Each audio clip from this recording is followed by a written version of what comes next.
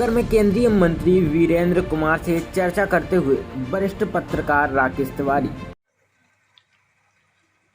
Sir, आपके विभाग द्वारा अभी तक कोई नई योजनाएं चल रही हैं या कोई अभी अधूरी बनी हुई है जिसका पालन होना है अभी, क्योंकि चुनाव आ रहे हैं और उसके पहले कुछ ऐसी योजनाएं बनी हुई जो जनता तक पहुंचे। 2014 के बाद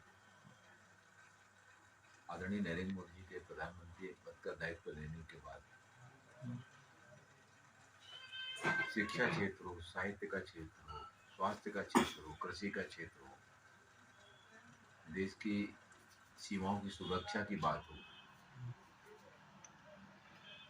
कोविड की बात हो, हथियारों के निर्माण की बात हो, हर क्षेत्र में जिस गतिशीलता के साथ में काम हुआ है उसमें आदरणीय प्रधानमंत्री जी का सोच सबका साथ, सबका विकास, सबका विश्वास और इसमें सभी का सामूहिक प्रयास। उसी श्रृंखला में सामाजिक न्याय अधिकारिता मंत्रालय के द्वारा दिव्यांग जनों को भी एक और जहां उनका सामाजिक आर्थिक शैक्षणिक सशक्तिकरण करना, दूसरा उनको कौशल विकास की व्यवस्था के साथ में जोड़ना और कौशल विकास के उपरांत उनको दिव्यांगता वित्त विकास निगम से कम ब्याज की दर पर लोन उपलब्ध करा के हमारे दिव्यांग जन भी उत्पादकता के क्षेत्र में आत्मनिर्भर बनकर आगे आए। इस दृष्टि से दिव्यांगता वित्त विकास निगम भी काफी काम कर रहा है।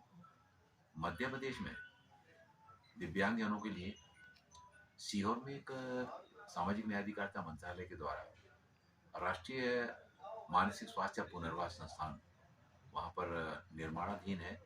अभी हमारा अस्थायी भवन में चल रहा है, लेकिन उसका भवन का निर्माण कार्य काफी तेजी से चल रहा है और मेरी कोशिश है कि जल्द से जल्द उसका काम पूर्ण होके उसका लोकार्पण विधानसभा चुनाव के पहले हम उसका करना चाहते हैं। सिहोरा में भी चल रहा है कुछ? सीहोर में इसी तरह से ग्वालियर में दिव्यांगों के लिए खेल कूद केंद्र जिसमें हॉस्टल की सुविधा भी वहां पर उपलब्ध कराई जाएगी। सब तरह के कोर्ट का निर्माण कार्य लगभग 75% काम हमारा हो गया है। शेष 25% के लिए भी मैं अभी परसों ही हमने रिव्यू की मीटिंग ली है, उसमें ग्वालियर के भी दिव्यांग खेल केंद्र की और सीहोर के राष्ट्रीय मानसिक पुनर्वास संस्थान के दोनों केंद्रों की दोनों काम। ये ग्वालियर का केंद्र दिव्यांग खिलाड़ियों को हमारे देश की जो खेल की प्रतिभाएं हैं वो खेल प्रतिभाओं के माध्यम से कैसे न केवल अपने आप को समाज के सामने लाना, देश के सामने लाने के लिए उनको अवसर मिलेगा, बल्कि इस क्षेत्र में विभाग ने जो काम किया, पिछले ओलंपिक में 19 खिलाड़ी दिव्यांग खिलाड़ी पैरा ओलंपिक खेलों में भाग लेने के लिए गए थे। ओलंपिक के बाद जो पैरा ओलंपिक गेम्स होते हैं जिसमें दिव्यांग खिलाड़ी भाग लेते हैं, हमारे देश से 19 दिव्यांग खिलाड़ी भाग लेने के लिए गए थे, 4 मेडल जीत के आए थे। लेकिन इस बार के पैरा ओलंपिक खेलों में 54 दिव्यांग खिलाड़ी भाग लेने के लिए गए और 19 मेडल जीत के आए। एक बहुत बड़ी उपलब्धि दिव्यांग खिलाड़ियों के बीच में उपलब्ध हुई है और इससे देश भर के दिव्यांग खिलाड़ियों को एक प्रेरणा मिली है। उस प्रेरणा के काम को और भी ज्यादा गतिशीलता से आगे बढ़ाने के लिए भारत सरकार का जो सामाजिक न्याय अधिकारिता मंत्रालय है वो ग्वालियर के केंद्र को उसको शीघ्र उसको पूर्ण करा करके आगे बढ़ाने में लगा हुआ है।